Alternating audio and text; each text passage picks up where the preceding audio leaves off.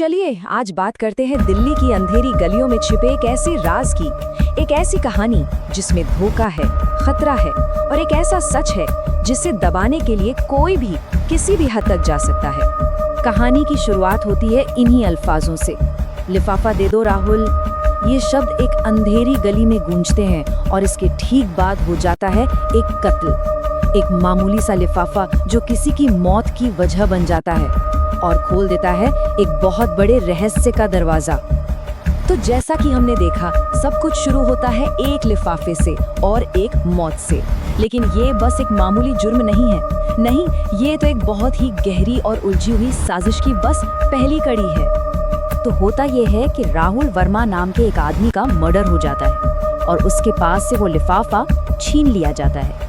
Police के लिए तो ये एक सीधी सादी लूटपाट का केस था, फाइल बंद। लेकिन असलियत इससे कहीं ज्यादा खतरनाक थी।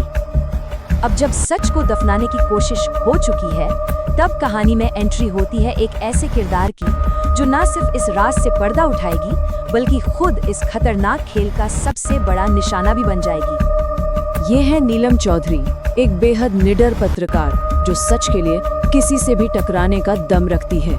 और बात सिर्फ इतनी नहीं है, वो मरने वाले राहुल की दोस्त भी थी। उसका सच को सामने लाने का जुनून ही उसे एक ऐसे रास्ते पर ले आता है जहां हर कदम पर खतरा इंतजार कर रहा था। और फिर नीलम को एक अनजान नंबर से एक मैसेज आता है, राहुल वर्मा, लाल किला, रात 11 बजे, सच को बचाओ।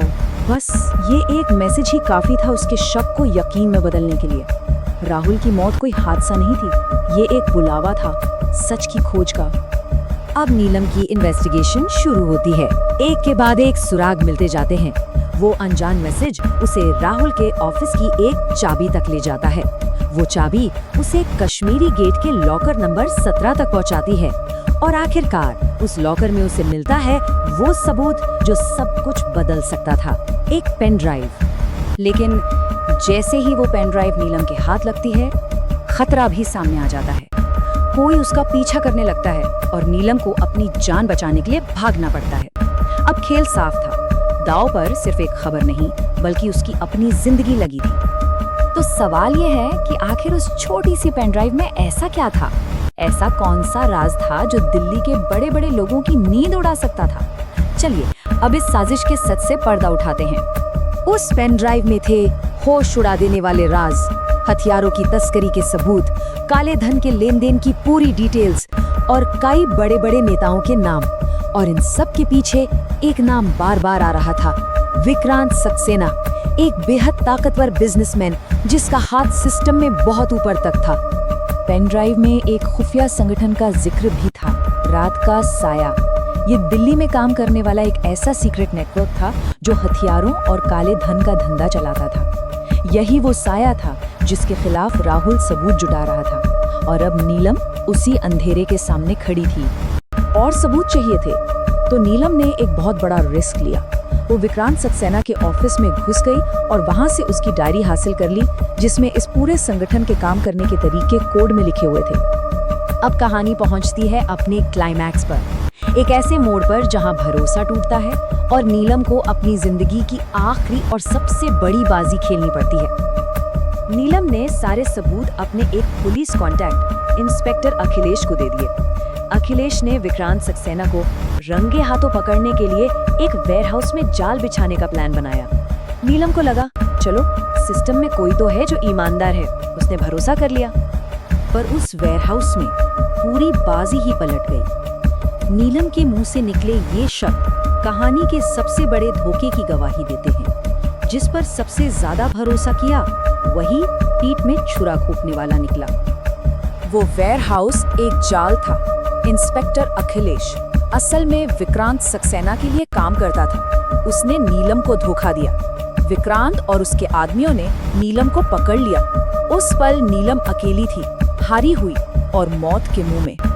लेकिन नीलम ने हार नहीं मानी। उसने अपनी जेब में छिपे एक छोटे से चाकू से रस्सियां काटी और भाग निकली।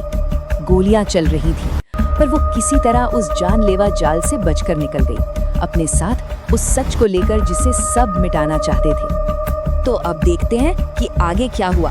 लड़ाई तो जीत ली गई, पर क्या जंग खत्म हुई थी? क्योंकि इतनी गहरी जड़ें रखने वाली बुराई यूं एक झटके में तो खत्म नहीं होती। वहां से बचकर निकलने के बाद नीलम समझ चुकी थी कि सिस्टम के भरोसे नहीं रहा जा सकता।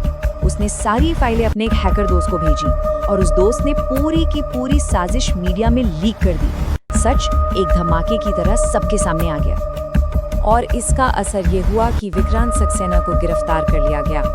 धोखेबाज इंस्पेक्टर अखिलेश गायब हो गया, फरार, और नीलम को एक नई पहचान के साथ हमेशा के लिए छिपना पड़ा।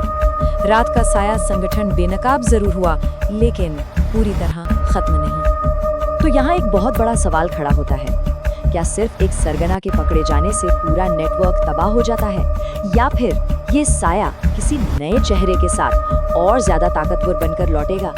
ये एक ऐसा सवाल है जिसका जवाब अधूरा रह गया, और कहानी हमें इसी एक लाइन के साथ छोड़ जाती है, ये याद दिलाने के लिए कि दिल्ली के अंधेरे में कुछ राज हमेशा जिंदा रहते हैं, वो कभी नहीं सोते। और कौन जाने, कोई और लिफाफा, कोई और राज अपने अगले शिकार का इंतजार कर रहा हो।